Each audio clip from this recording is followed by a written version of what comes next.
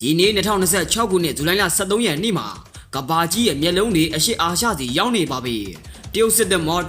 130ပစိဖိတ်ရေပြင်မှာတပြိုင်နက်တည်းပေါ်လာတာဘာကိုဆိုလိုတာလဲ။တရုတ်ကဒီလောက်ထိအင်အားပြလာတာခါစစ်ပွဲတစ်ခုရဲ့အစားလားဒီသတင်းကကပ္ပကုံသွေးလမ်းကြောင်းကိုတိုက်ရိုက်တိုက်ခိုက်နေလို့အရန်ကိုအရေးကြီးပါတယ်ခင်ဗျာ။အီယာမတမလီတောင်ကြီးတွေလိုတရုတ်ရဲ့တိုက်လျင်စုတွေကပစိဖိတ်ရေပြင်ကိုဖျက်ကျော်နေတာပါ။ပြိုင်ဘက်တွေကိုငါတို့ဒီမှာရှိတယ်လို့စိန်ခေါ်တန်ပေးနေတာပါတရုတ်ရဲ့ Twine 055ဖြတ်တဲ့မော်ဒီကရေတာမှာတောင်မပေါ်အောင်ဖုံးကွယ်ထားနိုင်ပါတယ်ဂျပန်နဲ့ပစိဖိတ်တို့ကလည်းဒီလှုပ်ရှားမှုတွေကိုငေးကြည့်မနေခဲ့ပါဘူးအမေရိကန်နဲ့မဟာမိတ်တွေကဒီအင်အားကြီးကိုတပြိုင်နက်တည်းအနိုင်ယူနိုင်ပါမလားဒါမှမဟုတ်တရုတ်ကအင်အားနဲ့ပဲအနိုင်ယူသွားမလားတကယ်ကိုစဉ်းစားစရာပါခင်ဗျာဒီပထမကျွန်းကွင်းဆက်ဆိုတာဘာလဲဂျပန်ထိုင်ဝမ်ဖိလစ်ပိုင်ကိုဆက်သွယ်ထားတဲ့ဒီလမ်းကြောင်းကကမ္ဘာစီးပွားရေးအသက်သွေးကြောပါတရုတ်ကဒီလမ်းကြောင်းကိုပိတ်ဆို့ဖို့စ조사နေတာပါသူတို့ရွေချက်ကရှင်းပါတယ်အမေရိကန်ကိုဒီဒေသကနေအပိပိုင်မောင်းထုတ်ဖို့ပါဒီအပြင်မှာတရုတ်စစ်သမောတွေစိုးမိုးသွားရင်ကမ္ဘာကုန်သွယ်ရေးကသူတို့လက်ထက်ရောက်သွားပါလိမ့်မယ်ဒါကကမ္ဘာငင်းချမ်းရေးအတွက်အကြီးမားဆုံးအန္တရာယ်ကြီးပါခင်ဗျာကျွန်တော်မိတ်ဆွေရောဒီအပေါ်မှာဘလို့သဘောထားရှိသလဲကောမန့်မှာရေးခဲ့ပေးပါတရုတ်စစ်သမော130စီးကရိုသမောတွေမဟုတ်ပါဘူးခင်ဗျာနျူကလ িয়ার စွမ်းအင်နဲ့မောင်းနေနိုင်တဲ့အဆင့်မြင့်သမောတွေပါသူတို့ကထိုင်ဝမ်ကိုလေးဘက်လေးတန်ကနေပိတ်ဆို့ဖို့စ조사နေတာပါအမေရိကန်ကဒါကိုငြိမ်ခံနေမှာလားတကယ်တော့မဟုတ်ပါဘူးအမေရိကန်ရဲ့ခွင်တက်မတော်ကပစိဖိတ်ရေပြင်မှာအသင့်စောင့်နေပါတယ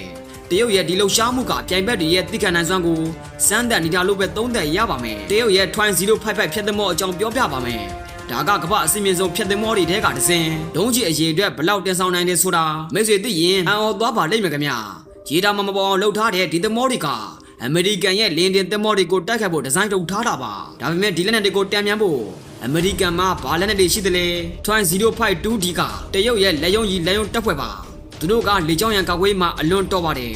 တရုတ်ကသူတို့ရဲ့သင်္ဘောတွေကိုအတုပ်လိုက်တန့်ပြန်ထားတာပါဒဇင်းမီဒဇင်းပစိဖိတ်ထဲကိုစီးဝင်လာတဲ့ဒီသင်္ဘောတွေကိုဘယ်သူကတားဆီးနိုင်မလဲအမေရိကန်ရဲ့အစင်းနဲ့ရေဒါစနစ်ကဒီသင်္ဘောတွေကိုစက္ကန့်တိုင်းစောင့်ကြည့်နေပါတယ်တရုတ်ကပိတ်ဆို့မှုတွေကိုဘယ်လိုလုပ်မလဲပင်လယ်ပြင်မှာအင်အားပြပြီးရေကြောင်းလမ်းကိုပိတ်ဆို့တာမျိုးပေါ့ထိုင်ဝမ်ရဲ့ကုန်သွယ်ရေးကိုဖျက်တော့လိုက်ရင်ထိုင်ဝမ်ကဘယ်လိုဆက်ရှင်တယ်မလဲဒါကတာမန်ပိတ်ဆို့မှုမဟုတ်ပါဘူးစီးရချင်းချောင်မှုကြီးပါခင်ဗျာအမေရိကန်ကဒီပိတ်ဆို့မှုတွေကိုဖောက်ထွန်းနိုင်မလားဒါကအရေးကြီးဆုံးမေးခွန်းကြီးပါအမေရိကန်ခွင်တက်မတော်ပစိဖိတ်မှာသူတို့ကနံပါတ်1ပါ US ရဲ့လင်းတင်သင်္ဘောကြီးတွေကပင်လယ်ပြင်မှာစိုးမိုးနေပါတယ်တရုတ်သင်္ဘော130ကိုစောင့်ကြည့်ဖို့အမေရိကန်ကသင်္ဘော90ကနေ90လောက်ကိုတန့်ပြန်ထားပါတယ်သူတို့ရဲ့အစင်းမင်ရေဒါနဲ့ဆက်သွယ်စနစ်တွေကတရုတ်ရဲ့လှုပ်ရှားမှုမှန်သမျှကိုသိနေပါတယ်အမေရိကန်ရဲ့ရေဒါကွင်းရက်ကပစိဖိတ်သမုဒ္ဒရာတစ်ခုလုံးကိုလွှမ်းခြုံထားပါတယ်တရုတ်စစ်သမောဒဇင်းချင်းစီရဲ့နေရာကိုအမေရိကန်ကသိနေပါတယ်ဒီလိုသိတဲ့အတွက်တရုတ်သမောတွေကဘယ်ကောမှမသွားရဲတော့ပါဘူးအမေရိကန်ကစောင့်ကြည့်နေုံနဲ့မကပါဘူးတိုက်ခိုက်ဖို့ပါအသင့်ပြင်းနေတာပါစီးတင်းမှမှုတွေကအမြင့်ဆုံးကိုရောက်နေပါပြီခင်ဗျာဒီစပွဲမှာဒီပညာကအဓိကပါအမေရိကန်ရဲ့ AI Sport တဲ့စနစ်တွေကတရုတ်ရဲ့သမောတွေကိုအလိုလျောက်ပြစ်မှတ်ထားနေပါပြီတရုတ်ကဒါကိုသိမှလားတရုတ်ကလည်းသူတို့ရဲ့ electronic စပွဲတွေပြင်ဆင်နေပါတယ်ပစိဖိတ်ရေပြင်ကအခုတော့ electronic တိုက်ပွဲနယ်မြေဖြစ်နေပါပြီဂျပန်ကဂျပန်ရှိတဲ့သူတို့စစ်သမောအစီရေ160ရှိတယ်ဂျပန်ကတရုတ်သမော130ကိုတားဆီးဖို့အစဉ်သင့်မှာဒါကိုသိရင်မိတ်ဆွေတို့အံ့ဩသွားပါလိမ့်မယ်ခင်ဗျာဂျပန်ရဲ့မိုဂါမီအစစ်မြင့်ဖြတ်သမောတွေကိုကြားဘူးကြမှာပါဒါတွေကရေဒါမှလုံးဝမပေါ်အောင်ဖုံးကွယ်နိုင်တဲ့စွမ်းအားတွေရှိပါတယ်တရုတ်သမောတွေကဂျပန်ရေပိုင်နိုင်တာကတ်လာတာနဲ့ဒီမိုဂါမီသမောတွေကသူတို့ရဲ့အတန်ထိတ်ထောင်ချောက်ထဲကိုခေါ်သွင်းသွားမှာပါဂျပန်ရဲ့နိပညာကတရုတ်ကိုအံ့အားသင့်စေဖို့ပြင်ဆင်ထားတာပါတကယ်လို့ဒီသမောဒေတာစစ်မြေပြင်နဲ့ရောက်လာရင်တရုတ်ရဲ့ရေဒါတွေပိတ်မောင်သွားပါလိမ့်မယ်ခင်ဗျာဂျပန်ရဲ့ကမ်းခြေမှာပုံအောင်နေတဲ့တိုက်ဖိုင်ဒုံးကြီးတွေရှိတယ်ဒါတွေကိုဘယ်သူမှမမြင်နိုင်အောင်မြေအောက်မှာမြုပ်ထားတာပါတရုတ်သမောတွေဖြတ်တန်းလာတဲ့အခါဒီဒုံးကြီးတွေကသူတို့ရဲ့သမောတွေကိုပိုင်းဖြတ်ဖြစ်ဖို့အသင့်ပါဒါကတရုတ်တော်အိမ်မက်စိုးကြီးတစ်ခုလိုပါဂျပန်ကသူတို့ရဲ့ကျွန်းတွေကိုကာဝယ်ဖို့ဘယ်လောက်ထိရဲရဲနေလဲဆိုတာဒီဒုံးကြီးတွေကတက်တည်ပြနေပါတယ်ခင်ဗျာထိုင်ဝမ်ကဘာလို့ဒီလောက်ထိတင်းငင်နေတာလဲသူတို့မှမြေခွေးစုကောင်ဗျူဟာရှိလို့ပါတရုတ်သမောအကြီးကြီးတွေကိုတိုက်ခိုက်ဖို့မလိုပါဘူးပိုသေးငယ်ပြီးပိုမြန်ဆန်တဲ့သမောငယ်လေးတွေနဲ့ဒုံးကြီးလေးတွေနဲ့တရုတ်သမောတွေကိုပိတ်ဆို့ထားတာပါဒါကတရုတ်တော်အလွန်ကိုခက်ခဲတဲ့တိုက်ပွဲတစ်ခုပါထိုင်ဝမ်ကဒရုန်းတွေကိုဘယ်လိုသုံးမလဲ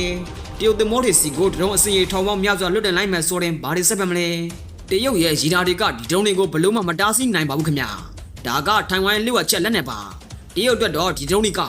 လွန်ကိုကြောက်ဖို့ကောင်းပါတယ်ဘာကြောင့်ထိုင်ဝမ်ကဒီလောက်ထိအာရုံစိုက်ခံနေရတာလဲတရုတ်နဲ့ထိုင်ဝမ်ကြားမှာအင်အားကကွာခြားပေမဲ့ထိုင်ဝမ်ရဲ့ကာကွယ်ရေးကမညီမျှတဲ့စစ်ပွဲတစ်ခုကိုဖန်တီးထားပါတယ်တရုတ်စစ်သမောတွေအတွက်ထိုင်ဝမ်ရေပြင်ဟာတင်မင်းတမန်ရေပြင်မှာ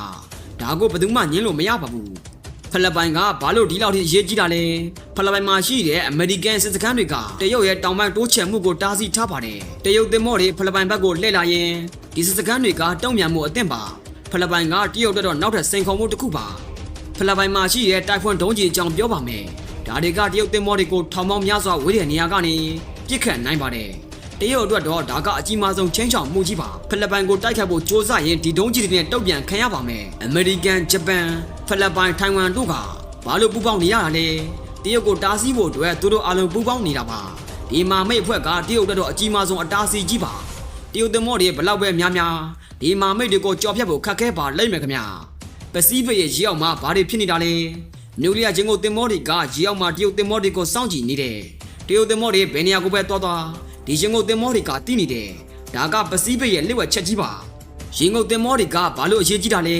သူတို့ကရေတာမှာမပေါ်အောင်ပုံးကွယ်နိုင်တယ်တရုတ်သင်္ဘောတွေကိုအတန်တိတ်တိုက်ခိုက်နိုင်တယ်ဒါကပစိဖိတ်စစ်ပွဲရဲ့အကြီးမားဆုံးလက်နက်ပါတရုတ်အတွက်တော့ရေအောက်ကချင်းချောင်မှုကအဆိုးဆုံးပါခင်ဗျာမိတ်ဆွေတို့ရေကောင်းကင်ဘုံကနေဘသူကစောင့်ကြည့်နေတာဆိုတာသိကြလားကမ္ဘာပလန်လမ်းကြောင်းကနေလဲပတ်နေတယ်အမေရိကန်ရဲ့စပန်ဂျိုလူတွေကတရုတ်ရဲ့စစ်သမော130လှုပ်ရှားမှုတိုင်းကိုစက္ကန့်မလဲအမှတ်တမ်းတင်ထားနေတာပါဒီဂျိုဒူတွေကတရုတ်ရဲ့ခြေထားကျိန်နှုံးတွေကိုခွဲခြမ်းစိတ်ဖြာပြီးတော့သူတို့ရဲ့အားနည်းချက်တွေကိုအမေရိကန်ရဲ့တိုက်ခိုက်ရေးစင်နာတွေကိုဓာတ်ရိုက်ပေးဖို့နေတာပါတရုတ်ကသူတို့ရဲ့တင်မော်တွေလွတ်လပ်နေတယ်လို့ထင်နေပေမဲ့အမှန်တော့အာကာသတဲခါနေမျက်စိတောက်တောက်ကြည့်ခံနေရတာပါဒါဒုံးကြီးတွေနဲ့တိုက်တဲ့စစ်ပွဲမဟုတ်ပါဘူးလျှက်စစ်တန်လိုင်းလိုင်းတွေနဲ့တိုက်ခိုက်တဲ့စစ်ပွဲအမေရိကန်ကတရုတ်ရဲ့ခြေထားတွေကိုအီလက်ထရောနစ်စနစ်နဲ့မျက်စိကန်းအောင်လုပ်ပြနိုင်ပါတယ်တရုတ်တင်မော်တွေပင်လယ်ပြင်မှာလမ်းပြောက်သွားအောင်ဆက်သွယ်ရေးတွေပြတ်တောက်သွားအောင်လှုပ်ဆောင်နိုင်တဲ့စွမ်းအားကအမေရိကန်ရဲ့လက်ထဲမှာရှိနေတာပါဒါကတရုတ်တော့အလွန်ကိုကြောက်ဖို့ကောင်းတဲ့အိမ်မက်ဆိုးကြီးပါခင်ဗျာတရုတ်ရဲ့အစင်းမြင့်စစ်သမောတွေကကွန်ပျူတာစနစ်တွေနဲ့လဲပတ်နေတာပါဒါပေမဲ့ဒီစနစ်တွေကိုအဝေးကနေထိုးပေါက်ဝင်ရောက်နိုင်တဲ့အမေရိကန်ရဲ့စိုက်ဘာတပ်ဖွဲ့တွေရှိနေပါတယ်တင်မောတစ်စင်းရဲ့ဒုံးကျည်စနစ်ကိုအဝေးကနေပိတ်ပိတ်လိုက်မယ်ဆိုရင်ဘာဖြစ်မလဲဒီလိုမျိုးစစ်ပွဲမျိုးကိုတရုတ်ဘယ်လိုတုံ့ပြန်မလဲမာမိတ်နိုင်ငံတွေကြားမှာဘယ်လိုစည်းလုံးမှုရှိလဲဂျပန်ဖိလစ်ပိုင်နဲ့အမေရိကန်တို့ဟာတရုတ်ကိုအနိုင်ယူဖို့အတွက်အကြံပေးချက်တွေကိုစက္ကန့်တိုင်းမျှဝေနေကြတာပါသူတို့ရဲ့ပူပေါင်းဆောင်ရွက်မှုကတရုတ်အတွက်အကြီးမားဆုံးအတားအဆီးကြီးပါတရုတ်ကတင်မော130နဲ့အင်အားပြနေပေမဲ့မာမိတ်တွေရဲ့စည်းလုံးမှုကပိုပြီးတော့ကြီးမားနေပါတယ်ဩစတြေးလျကဘာလို့ဒီစီးမှာပါဝင်လာတာလဲဩစတြေးလျရဲ့ရင်ငုတ်တင်မောတွေနဲ့စောင့်ကြည့်လေနေကပစိဖိတ်တောင်ပိုင်းကိုစိုးမိုးထားပါတယ်အမေရိကန်ရဲ့အစစ်မြစ်နျူကလ িয়ার ရင်ငုတ်တင်မောတွေကိုဩစတြေးလျမှာထားရှိဖို့စီစဉ်ထားတာကတရုတ်အတွက်တော့အကြီးမားဆုံးဖိအားကြီးပါစစ်ပွဲတစ်ခုမှာထောက်ပံ့ရေးကအရေးကြီးဆုံးပါခင်ဗျာတရုတ်တင်မော130အတွက်လောင်စာသီးနဲ့လက်နက်တွေကိုဘယ်ကနေရမလဲဒီထောက်ပံ့လမ်းကြောင်းတွေကိုအမေရိကန်နဲ့မဟာမိတ်တွေကစောင့်ကြည့်နေကြတာပါတရုတ်အတွက်တော့ရေရှည်စစ်ပွဲကိုဆင်နွှဲဖို့ကမဖြစ်နိုင်သလောက်ပါခင်ဗျာဒီကနေ့မှာပစိဖိတ်ဟာကမ္ဘာအန်ဒီရဲ့ကြီးဆုံးနေရာဖြစ်နေပါပြီတရုတ်ရဲ့စစ်သမောတွေနဲ့အမေရိကန်ရဲ့တိုက်လေတွေက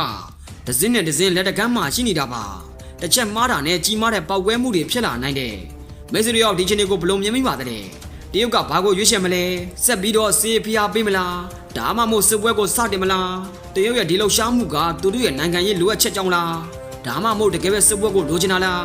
ဇော်လီအမြင်ရတော့တရုတ်ကစစ်ပွဲကိုရှောင်ရှားဖို့ကြိုးစားနေတာပါဒီစီတင်မှမှုကကဘာကြီးကိုဘယ်လိုပြောင်းလဲသွားစေမလဲစီးပွားရေးတွေကျဆင်းသွားမလားဒါမှမဟုတ်ညချင်းရဲ့အတွက်အသစ်တော့လမ်းကြောင်းတစ်ခုပေါ်လာမလားကဘာကြီးကဒီကနေ့မှာပဲအဆုံးဖြတ်ကိုစောင့်မျှော်နေရတာပါဒီကနေ့မှာဝါစပီယာရဲ့ Operation Amphibious ကိုတင်ဆက်ပြီးပါပြီခင်ဗျာတရုတ်ရဲ့စစ်သမော130ကပစိဖိတ်ရေပြင်မှာရှိနေသေးပါအမေရိကန်နဲ့မဟာမိတ်တွေကလည်းအသစ်နေထားမှာရှိနေသေးပါ